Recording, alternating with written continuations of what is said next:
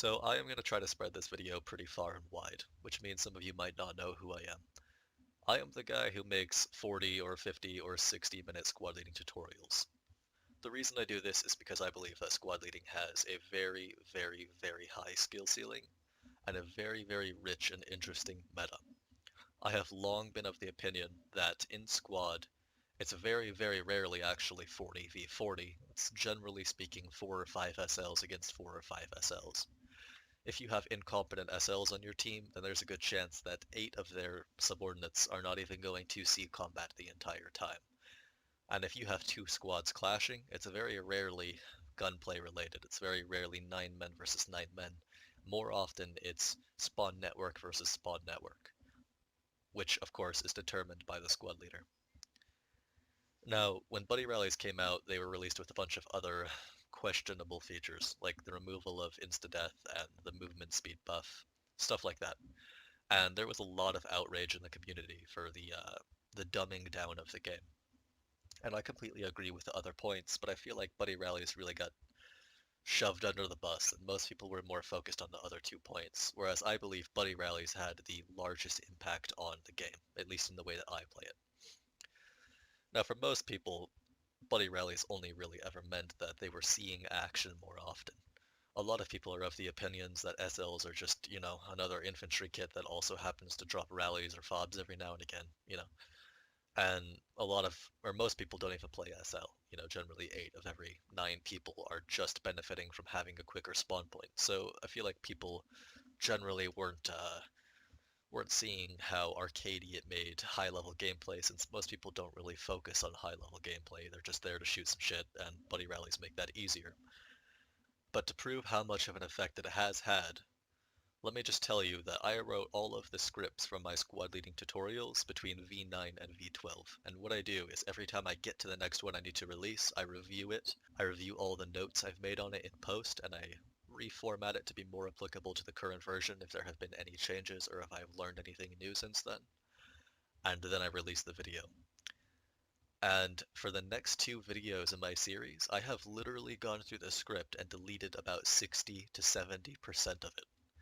That is how much high-level content and strategy has been made entirely irrelevant by the ability to wave your magic wand and double-click on the map and immediately set a new spawn point. Now, the reason for this is because, like I said earlier, a lot of people have misconceptions in Squad. Let's assume that Residence is an attack flag, and let's kind of ignore the context of this map. Let's forget that main is that close, but let's assume that Residence is just a lone attack flag in a standard match on, say, Gorodok, where the objectives are well spaced. As I said before, this is not infantry versus infantry. This is a spawn point, if I can play something, versus a spawn point. The infantry can fight all day long, but ultimately the quickest way to win this engagement for either team is going to be cutting them off at the source. Now, most people don't realize this for a long time, but it is 100% of my attacking and defending strategy when it comes to flags, is the creation and the destruction of spawn networks. Now, in V13, double fobbing became a very, very, very big deal. Or, sorry, was that V12 when they reduced it to 300 meters? I don't remember. Whenever they added that proxy, it was V12 or V13. I actually think it was V12. But double fobbing became an incredibly viable strategy, since fobs were easy to overrun and particularly easy to destroy once combat engineers came around. Now, in V12, double and triple fobbing became an incredibly viable strategy for holding a flag, since fobs were so disposable and so easy to destroy, and the radius was, like I said, decreased to 300 meters rather than 400 meters for the next radio placement. So it was very, very common for me to set up a wide spawn network on a defensive flag. And then, of course, if somebody came to attack me, then what I would often do is I would have some kind of, let's say that they set up here, I'd have some kind of force meeting them head on, but then I would have a smaller, more specialized force immediately focused 100% on finding out where they are spawning. So these people would probably go up and around, and by the time they actually got an idea, which is usually quite easy since most people travel in nearly a straight line to the objective with maybe a 30 to 45 degree angle of flanking, you can really quickly, using some basic geometry and marks, determine where they're coming from. Anyway, these people would look for it, they would look at the infantry, they would look at the movements, and they would find the spawn point and then attempt to destroy it, which was incredibly easy with 2 people, especially if you had a combat engineer. Even if they were just hiding to proxy it, that just meant that nobody could respawn, and all of these people in the center would kill people who would then stay dead and then would move up to support. Anyway, the point is that we were fighting spawn network versus spawn network. Destroying a fob completely ruined the rest of the team's ability to get to that flag. Anyone who wasn't there now had to actually move physically to get to that flag. They didn't have a spawn point. And every time you killed a rally after a fob was destroyed, you just took out 9 men. It was as simple as that. The simplest and easiest and most effective way to take a flag or to defend a flag was through squad wipes. If you don't want a squad to be there anymore, you don't need to kill them. You need to wipe their spawn and then clean them up. Otherwise, you're facing many, many times their number as they respawn over and over. Now, buddy rallies just about entirely mitigated that. At this point, when I'm on defense, I don't feel the need to place more than a fob. I'll place a fob and I'll have some supply in my truck just in case, but that's just for ammo. That's an over-glorified ammo crate. I have a rally over here. The other squad with me has a rally over here. If their rally gets destroyed, they can buddy off of mine, and then we'll be focusing on diversifying their spawns. If my buddy rally gets destroyed, then I'll go on theirs, and then we'll be focusing on diversifying our spawns. And if the fob goes down, then, well, we're SOL when it comes to ammo for a while, but we have a truck on standby and we know exactly where the enemy came from. Plus, anybody on our team, if we start feeling uncomfortable, can buddy off of either of those rallies. There's just no more squad wipe strategy. It literally went overnight from SLs versus SLs creating spawn networks to however many people you can get in the vague area of however many other people. A fight like this, which would once be determined by whoever managed to play the metagame and actually get a secondary spawn up or destroy their spawn or do something interesting strategically, became this infantry versus this infantry. Whoever shoots a little bit better gets resonance. This is a bit of an exaggeration. Obviously, rallies were applicable before, and in this situation, even if you killed a fob, you're still having to go kill that rally to squad wipe. But like I said, killing a fob, team wiped. Killing any rally afterwards, squad wiped.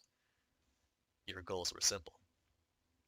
Now, the most effective way to do this, and the reason why I chose this map, was because we used to call Logar Valley TDM Valley, because it didn't really apply in the sense that I just said. It wasn't an objective and then a far objective with a lot of people defending, a lot of people attacking, and it wasn't isolated between those two flags. When it came to Logar Valley, this entire city is the size of like Gabu, or Gabu K on, what's the name of that map? Balea. It's a very, very tightly packed series of objectives. And it used to frustrate me because I would try to use my tactics of setting up defensive fobs, attack fobs, or whatever. Obviously, you can't directly do that because of their proximity, but I used to have my general mindset that I would have on Goro as I played this map.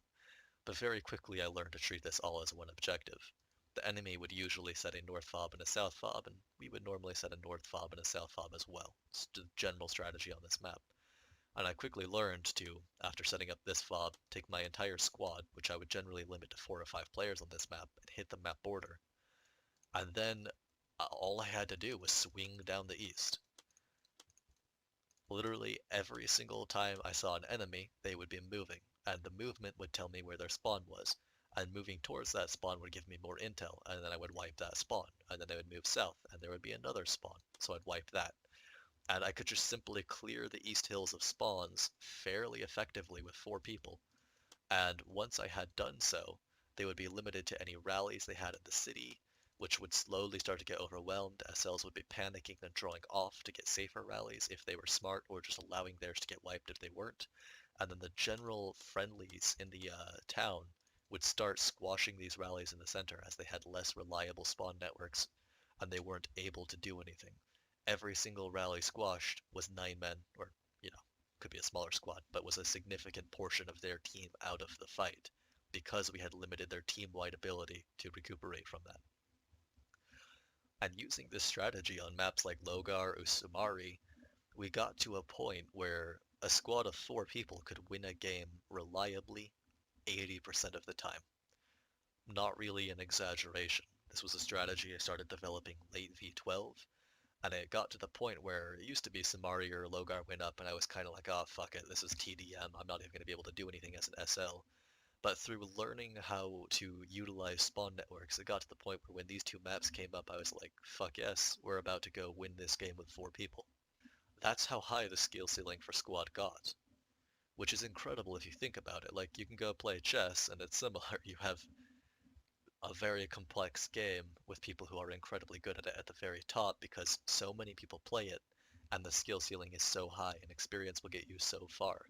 And squad leading in squad is honestly very similar. You have such a complex game with so many options available to you that you can really take it to absolute extremes to the point where you've sunk 2,000 hours in the game and your 4-man squad is winning matches. Or you can release buddy rallies and just completely cut all of that out. Prior to the release of buddy rallies, BHM as a clan was just starting to get into some competitive stuff. And it was very interesting strategizing about where conventional fob locations are, where the enemy's going to set up, what differences they're going to make with a comp team versus a standard team. And then we would think about where should we set up our fob networks? You know, is this too predictable? Is this too close? Can we afford to set it further back because people will understand that they actually need to get off the fob in this because we have a competitive team? Like, it was interesting. And I was starting to get into it and I was starting to enjoy it. And when they released buddy rallies, I laughed. Like, I had no more desire to play comp because obviously the most effective strategy was take whatever the smallest average size of squad is where you can get a lat and a medic, and then just copy paste that all across the map and buddy rally your way to victory with logi trucks in tow for ammo. I think that Dr. Hammer tried that in a comp event and absolutely crushed the people he was playing against, which kind of verified what I was thinking. And honestly, why would I want to get into that? That is incredibly stupid. Like, that deleted so much of what made Squad interesting and really just turned it into double clicking on the map better than the enemy. Anyway, you can ask anyone in my clan. I ranted about this stuff for months after it was released, and the reason why I'm bringing it up now is because both it is relevant to the next 2 videos I'm going to be releasing, and I wanted to give people an explanation for why they're taking a while longer, and because helicopters are just around the corner. And some people have theorized that the Buddy Rally was just a temporary solution because they were adding such large maps without the ability to get around them quickly in helicopters. And believe me, I hope that is the case. OWI, if you watched this, please, anything to remove Buddy Rallies completely kills high-level squad gameplay. Personally, I don't really think that's why they added it. I think it was a part of a general push for a more casualized experience, along with the other updates to make people get into the action in a less punishing way more frequently. Squad wipes are obviously very discouraging, especially if you're not the SL. Well, I mean, especially if you are the SL, but even if you're not the SL, it's annoying that your squad just got completely taken off the map. You know, many people are assholes and will just spawn at a random fob before their SL has a chance to recuperate. And I'm sure that buddy rallies were a way to mitigate squad wipes and to get people back into the action quicker so that there's less downtime when you're forced with a mistake. But I mean, of course, the exact opposite is true. That just means that you can constantly make mistakes and not pay for them, which is incredibly, incredibly frustrating. So I don't think that they intend to delete buddy rallies with helicopters, but I'm putting this video out there and hoping this gains some traction. I know it's going on for a while, so who knows? Who knows how many people will actually watch it, but I would like to at least put my voice out there. Anyway, thank you for watching, and I'll see you guys later.